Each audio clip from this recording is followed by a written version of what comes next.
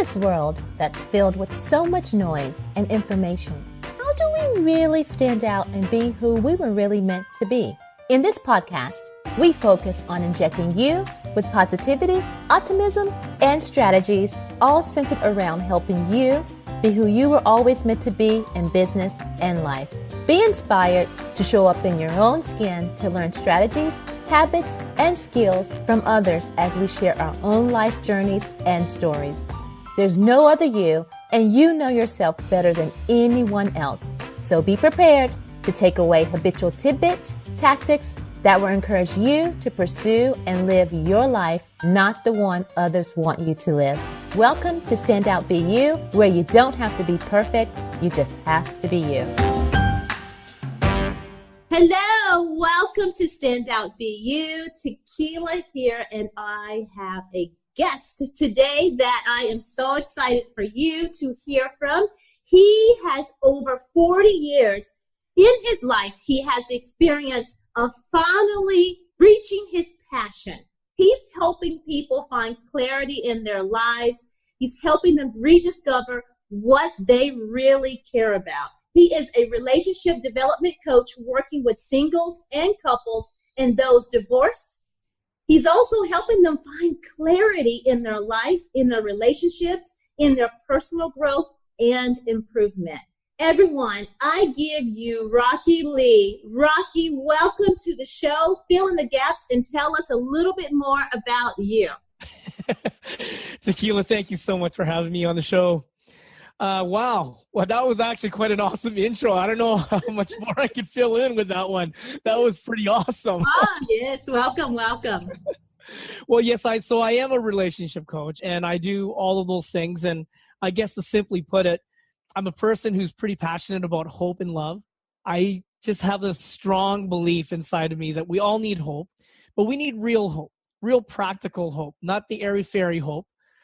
And at the same time, we need to all experience love. And I'm a huge believer. I am a complete hopeful romantic inside, not a hopeless, but a hopeful romantic, that everyone gets to experience love. And we actually get to experience love the way that we really want to experience it. The only difference is that many of us, we don't know what the difference is between what we really want versus what we actually imagine it. Yeah. And so my job is actually just bring clarity between those two distinctions. And when you say the clarity, I'm going to dive deeper in here because please. Everyone is always curious about this. Even when we say we don't want the love, we still want the love. We can't get away from it. When you say clarity, can you dig a little deeper in there? What does that mean? That's a really great question. What's really funny is that we're all wired to love. Mm-hmm. There's no way that we can run from that. So deep inside, we crave that. We long it. It's one of our core needs. There's actually 6 core needs for humans. Mm-hmm. And one of them is love and connection. And we have to have that. In whatever shape or form that actually shows up as, we just need that. So whether it's in a friendship, whether it's through family, whether it's through a relationship in dating, or whether it's through marriage, whatever that process of love and connection is, we all need that. So to find clarity through that, oftentimes what it is that how I explain it to my clients is that we kind of been tricked very subtly by media that love looks a certain way. Now, when we talk about love, we actually were talking about a feeling. So if I ask you to describe what you think love is, you'll use a lot of words to describe what it looks like, but really underneath what you're trying to describe to me is the warm, fuzzy feeling. Yeah. And we kind of garner that interpretation of it through media. And we all love a happy ending, right? So what do we get when we see movies? We get the happy ending. What we don't get in movies and TV shows is what happens after the happy ending. That's the real stuff, right? So anything before that is kind of the fairy tale. Yeah. And so what happens is our judgment gets clouded when we approach love and dating and relationships because we think the whole journey in love is just that first part. And it's not. That's just the start of the journey. Yeah. So when we actually dive into relationship and things actually don't turn out the way that we imagined it to be, we're suddenly kind of like, oh my gosh, what happened? I got the wrong movie. I got to return it or something like that. That's kind of how we feel like. And so we suddenly feel really confused. We feel really hurt that life didn't turn out the way that it should have. Yeah. We feel alone because we feel like we didn't really get supported. And at the same time, we feel like just a sense of disillusionment of like, what does this really mean now? Is this really even for me? So what I provide is just clarity in helping people understand the difference between their fairy tale and what they really want to experience and love. Yeah. How did you get started with all of this, Rocky? Oh, good question. So I started years ago in ministry, and I was in pastoral ministry many years ago. And I guess during that time, I really experienced a lot of couples that I was trying to help out and single people walking out their dating relationship. And as I started to walk out some of the stuff with the couples, I realized that many of them didn't have to have their marriage fall apart. There's just some simple tools and skills that you just really needed to adopt. But a lot of it was understanding what part of their expectations in their love and marriage needed to just be let go of. Yeah. And how could they just begin to realign themselves to a real genuine and authentic vision for what they wanted. Now, some of those couples, though, I recognized very quickly that they were just couples that they just shouldn't have been married together in the first place. And so my journey through ministry all the way back was to begin to kind of surface up, like, how do I help people to even define that? What does that even look like? Well, fast forward that a couple of years, and I was dating a wonderful woman through my church at that time. And we both met in ministry. We're doing ministry together. And from a church perspective, she's everything that I really would have wanted from a ministry standpoint. Yeah. She had everything. She had all the boxes. She did worship. She's wonderful in prayer, was prophetic and sensitive and wanted to reach people. And I mean, it was just a wonderful match. And what was funny is that when I started to include the church body on this journey, all I would hear from the church body is, "Oh, that's okay, man. This is like really great. You guys are going to be like the next Brangelina. You guys are going to be like the pressure." the church Christian version of this, right? And I'm like, "Oh, okay. I must have picked the right one then. I mean, what could go wrong from here?" So that was on the outside of the whole process of the journey. On the inside, I began to really listen to my heart, and I recognized that there were just some things that just, for whatever reason, felt like there were questions that just kept coming up. Yeah. And I felt like I didn't have any real honest help to walk through it. So this whole journey took 7 years. I was courting this girl for 7 years, and it took me that long to finally realize that we just really weren't the right match for marriage. We were the right match for friendship. We were just wonderful friends. But when it came to marriage, were we really the right match? And in the end, I think we both recognized that we weren't. Yeah. And so thankfully, I had a really great counselor that I had hired at that time. There weren't any relationship coaches around at that time. So, so the closest thing I could get was a marriage counselor. Yeah. And it was someone that I had known. I went into the session feeling really bad already. Yeah. And how it started was I was kind of like, okay, I'm going to just vent to you what I think my red flags are. Yeah. And you just tell me how I just messed this whole relationship up. Just tell me that I was wrong, right? And so my counselor was really great, really patient and loving. And he was like, "Yeah, sure, no problem. Just go ahead. Tell me what's going on." And just for the next 15 minutes, I rattled off point after point after point of concerns that I had. And just to clarify, they weren't concerns about her. It was about concerns about the relationship of what it would look like as a marriage moving forward. And so at the end of the 50 minutes of just me venting out all of these points, he just smiled at me like a loving father. And he just simply said, "Rocky, those are valid points. You need to just pay attention to them." Yeah.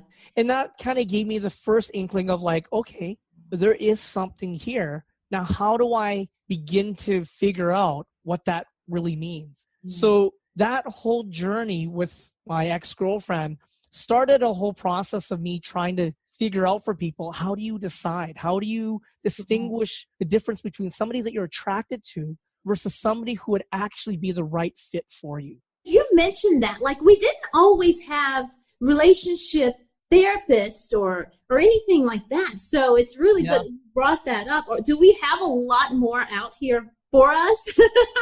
I think they're starting to. It's just that most of the relationship coaches that I see are more dating coaches. Mm. So they're more from the active participation of helping you get a date, moving towards love.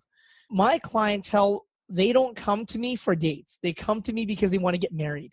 Yeah. And that's the only difference that sets me apart. So kind of what I've created in my service and program only works if you want to get married. So let me just add this little tidbit of story, and then you can dive in here because I think it'll kind of open up some discussion here. Yeah, go ahead. After the counselor, if you fast forward that, I was in the process of launching my business. Mm-hmm. And I realized that as a guy, I wasn't, from a fashion stylist standpoint, it wasn't quite matching the ideal of what I wanted as a brand.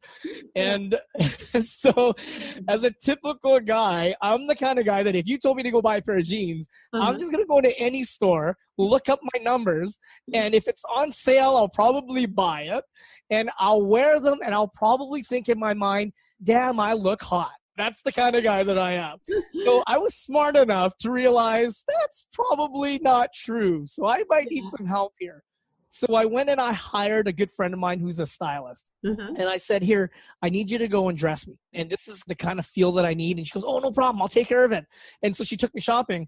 And it blew me away, Tequila, because again, as a guy, I'm just kind of like, go in there, hunt it, kill it, bag it, take it home, right? So this stylist, she had me go to like 4 different stores, and almost like 4 hours have passed, and she finally decided none of these stores work but this one. So we went back to this one particular store, and then we tried a bunch of jeans in there, and she's like, she had this determination. She's like, I know this store is your right fit. But I don't know why none of these jeans are the best fit for you. So she was humming and hawing, and then she flagged down a sales lady, and she's like, hey, I need this. And I mean, I was blown away. She was like, I need this cut. I need this cut. I need it's got to look like this on him. And I'm standing here like, I have no idea what she just said, but that sounds pretty good. and I thought, okay, maybe she's a little crazy. Maybe I picked somebody like really extreme here, and this sales lady's not going to get it. So this sales lady literally pipes back, I totally know what you're talking about. I think we got it. And she takes off, and I was blown away that she even knew. She's like, she actually knew. So she comes back literally 5 minutes later with this one pair of jeans. And my stylist was like, here, go, put it on. And I'm in the change room. I'm putting on these jeans. Now, I'm a typical guy, like I said before. So, I'm putting on these jeans, and they're fitted tight jeans. And the first thing that crosses my mind, I'm thinking, oh my God, how am I even going to put this on? Like, how do people even fit tight jeans on? So I'm in there and I'm trying to put this on, and I'm thinking to myself, no, this has got to be all wrong. Like they definitely got the wrong size for me. Way too tight. So anyways, I get them on, I come out, and my stylist is like looking really cool, no emotion on her face. And she's just like, And she's, okay, turn around. And she's got a couple more hmms. And then finally she goes, these are the best fit for you. And I'm like, what? Help me understand. How is that the best fit for me, right? She goes like, honey, these jeans shaved off 10 pounds off your body. And I'm like, 10 pounds? I'll have 5 of those, please. Now, afterwards, the reason why I'm telling this story is because this whole journey with the stylist is actually a metaphor. This is a metaphor of really how we pick partners in life. So we typically pick partners the way that I pick jeans. You go in knowing the number, and as long as it works, we can make it happen. And what happened was this experience showed me that that's just not true. That within the mall, there was one store that was the right fit for me. Even though all the other stores sold jeans with the same numbers, none of them were the right fit for me, but there's one store. Then inside that one store, not all the jeans are the best fit for me, but it just happened to be that one pair of jeans was the best fit for me. And our process in uncovering what love is for us is about first understanding what we really want, then what we really need, and then understanding who would be the right fit. So we're not looking for perfection. We're just looking for who amongst 20 people would be the right fit. And maybe in 20 people, there's only 5 that are the right fit for us. In other words, they have the right criteria. Yeah. But within that 5 will be somebody that will be the best fit for us. That's what we're looking for. I love it. I love it. And it's so true because there's so much in that story and I love it. But one thing I did hear is that at one time that you said you knew, like when you were dating, you know, before, you knew that something just didn't line up. Right. Sometimes it doesn't line up, but we continue to move forward. That's right. And we do that because we're not really clear about what those subtle doubts are really about. We don't know how to decode that message. Let me explain it this way. When we typically look for a date or we fall in love with somebody, it's what I would call commonalities. And that's kind of how we meet each other. So if you and I, Tequila, if we went to some sort of party and we didn't know each other, we would kind of wander around the room and say hi and ask, oh, what kind of work do you do? Until we find somebody that we're like, oh, I know a little bit about that. And I'll stick around this person and talk about that. That's what we call commonalities. It feels safe when we have commonalities. So we build our dating relationships on that. Whatever's common, we try and look for that in another partner. The only problem is that commonalities change over time. Commonalities don't ever stay. So that's why you and I could go to an ice cream parlor today, and next year you and I will go back to the same one, and you're like, oh, honey, I am done with vanilla. And I'd be like, what? What do you mean? We built our whole friendship off of vanilla ice cream. Because commonalities change. Yeah. What I began to discover is what does not change are our values. So true. You know, when you just said that, I immediately thought, and this was one of the exciting parts about having you on the show, because, you know, you're having the male perspective and I'm the female, but then also you're a relationship coach and we all like to talk about love. But when you just said going back to the ice cream shop, no, I just changed to vanilla. That's the difference of men and women. And I heard you say a few times that men are just so simple. And my husband even says all the time, listen, we're simple. When are you going to get that? You know, we don't do all that stuff. And even when we went to relationship retreat, immediately, I think that's what's had us survive is he said, listen, men don't have a lot on their hard drive. You women have, the hard drive is full when we purchase it. But that's a huge difference between the male and the female. And we won't go with it. It's like we still like, no, we're the same. But we're a lot different, right? Or no? Yeah. What's wonderful is that the differences is what makes it work. But how we frame it, though, many times is that we think that if it's different, we think it won't work. And that's why we cling on to the commonalities, because that's all that we really know of. That's kind of how we're told our fantasy is just, it's about commonalities. But the difference is about compatibility. And you define compatibilities based on your values. And your values will never change. So I'll give you an example. A value for me as a Chinese guy, it's just my cultural heritage. When I grow up, I have to look after my mom and dad. That's just an unspoken rule, which means that when I get married, whoever it is that I marry, she needs to understand that they are going to come and live with us. That's just a strong value within the Asian community, particularly how I was raised. So that's a value that will never change. Values are interesting because we can tweak it. We can kind of like make it a little bit more palatable for our partner. But the truth is they're going to stay.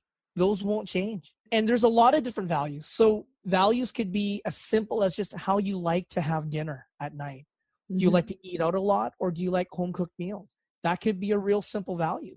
How you like to spend time on the weekend. Do you like it really quiet, or do you like to hang out with lots of people around you?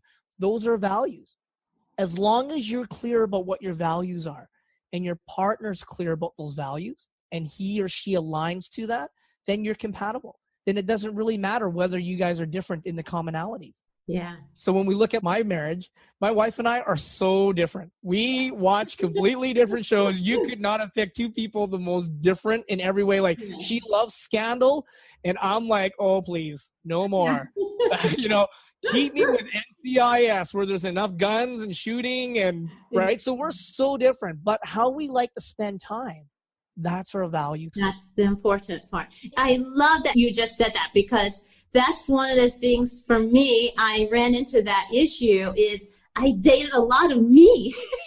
Imagine me, you know, a lot of me dating me, you know, individuals. But it's not that they were bad individuals. They just, I always say, weren't the right individuals for me, or maybe even at that particular time. But my husband now is completely completely the opposite. People even say that you're like yin and yang, but it really does work.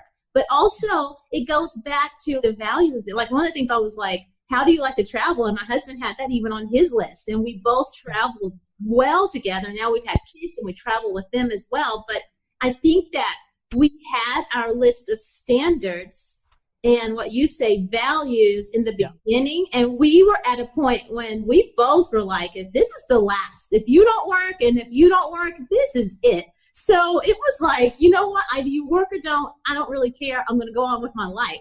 And I think that was a good thing too, because we both were like really hard on what we wanted. That's what did we want in order to, and my thing was to have a life partner to go out to 80 years plus, because if I can't make it through these first year with you, definitely you're not going to be going out 80 years with me, you know. That's right. Part of what you're talking about there is the distinction between wants and needs. Mm-hmm. So wants are great. We all have to have wants, but our wants don't necessarily indicate what we truly need in a relationship. Mm-hmm. So the foundation of our marriage or our dating relationship needs to be founded on the needs first. Think of the wants as the icing and the sprinkles on top of a donut. That's the fun stuff. But the needs is the substance that's going to hold it all together. Right. It's the yeast that causes the dough to rise. That's what the compatibilities are. That's what the values are. And when we get clear with the needs, then when we intermix it with our wants, it makes sense.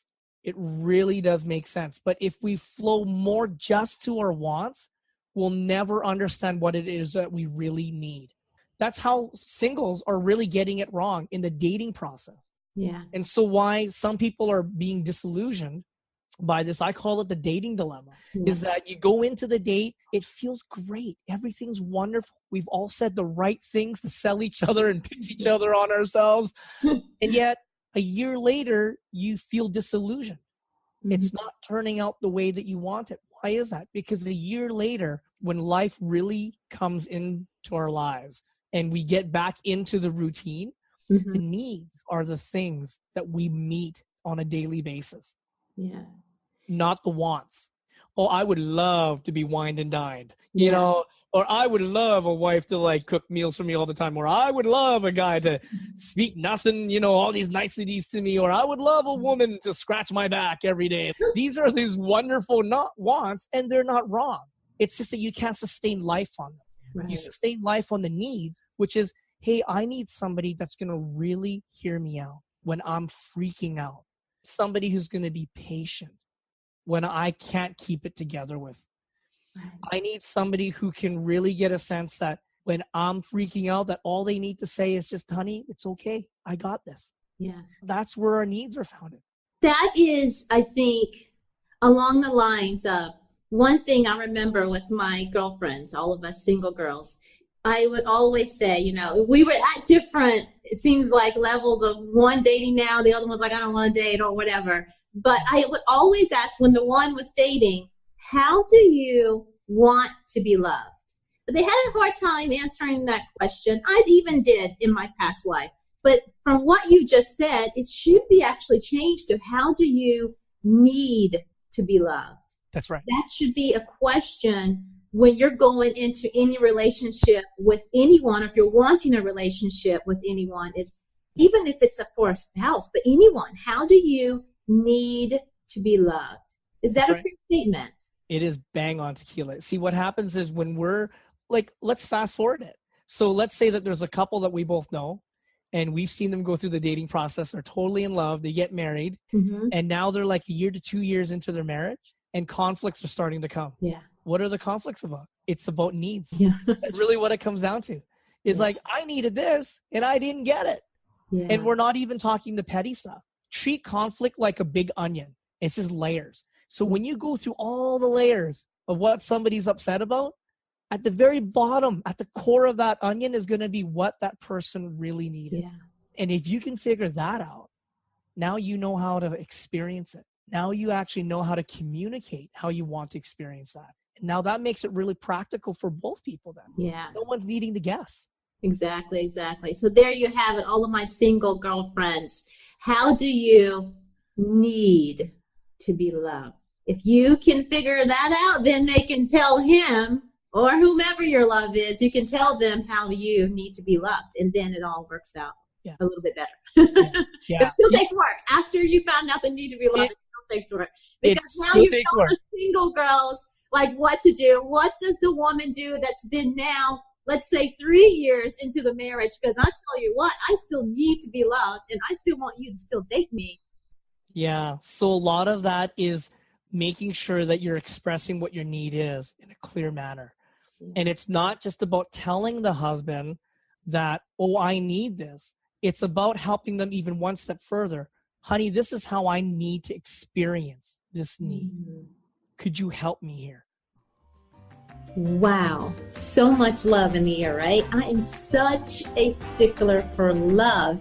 And because of that, we had to actually cut this particular episode up. So we are going to break it up into 2 parts. Thank you for joining us for part 1 with Rocky, and we will continue on the next episode. If you have a story that you would love to share, then please go to tequiladodard.com to apply to be on the show. Until next time, remember, stand out, be you.